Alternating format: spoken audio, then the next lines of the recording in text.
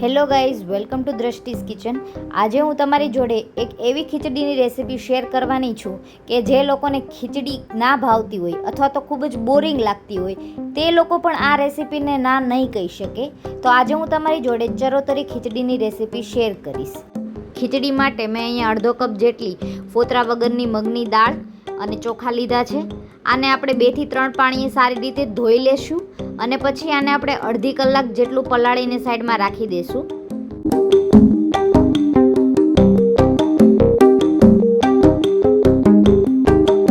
અડધી કલાક જેવું થઈ ગયું છે.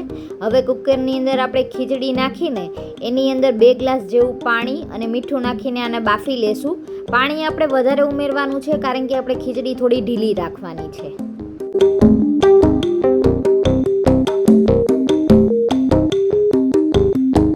ખીચડી એકદમ સરસ બફાઈ ગઈ છે. વિસ્કરની મદદથી આપણે એને એકદમ મિક્સ કરીને આનું એક ગ્રેવી જેવું મિશ્રણ તૈયાર કરી લેશું. આના વઘાર માટે એક કડાઈમાં આપણે 2 ચમચી જેટલું તેલ લેશું. પછી એમાં એક આપણે નાની ચમચી જેટલું જીરું અને એક નાની ચમચી જેટલી હિંગ નાખીને એક મોટી ડુંગળી સુધારેલી નાખી દઈશું અને આને સરખી રીતે મિક્સ કરી લેશું. ડુંગળી 70 થી 80% જેવી પાકી જાય પછી આની અંદર આપણે એક નાની ચમચી આદુ ને લસણની પેસ્ટ ઉમેરીને પાછું આને મિક્સ કરી લેશું. આદુ લસણની પેસ્ટ ચડી જાય પછી આપણે આની અંદર એક મોટું સુધારેલું ટમેટું નાખશું અને મીઠું નાખશું અને સરખી રીતે આપણે આને મિક્સ કરી લેશું. ટમેટું ચડી જાય પછી આપણે બધા મસાલા કરી લેશું. આપણે આની અંદર એક નાની ચમચી હળદર, 2 નાની ચમચી લાલ મરચું પાવડર અને 1 નાની ચમચી ધાણા જીરું પાવડર નાખશું અને પછી આમાં થોડું આપણે પાણી ઉમેરશું જેથી આપણા જે મસાલા છે તે બળી ના જાય. આપણે પાણી નાખેલું તે જ્યાં સુધી સુકાઈ ના જાય ત્યાં સુધી આપણે આ ગ્રેવીને પકાવવાની છે. પછી આપણે આની અંદર બાફેલી ખીચડી ઉમેરી દેવાની છે અને આને સરખી રીતે આપણે મિક્સ કરી લેશું. હવે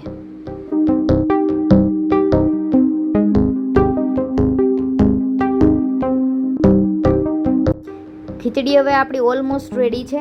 આને આપણે ઢાંકીને 5 થી 7 મિનિટ માટે ધીમા ગેસ પર થોડી વાર ચડવા દઈશું. ખીચડી આપણી તૈયાર થઈ ગઈ છે. હવે આની માટે આપણે વઘાર તૈયાર કરી લેશું. વઘાર માટે આપણે તેલની અંદર ઝીણું ઝીણું સુધારેલું લસણ નાખશું.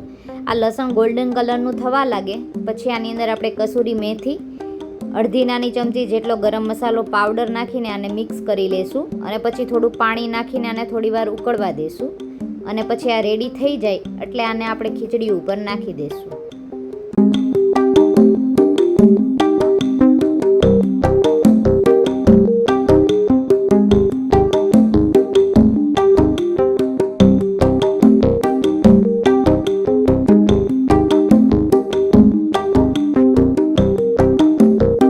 જો તમને અમારી રેસીપી ગમતી હોય અને પસંદ આવતી હોય તો અમારી ચેનલને લાઈક, શેર અને સબસ્ક્રાઈબ જરૂર કરજો.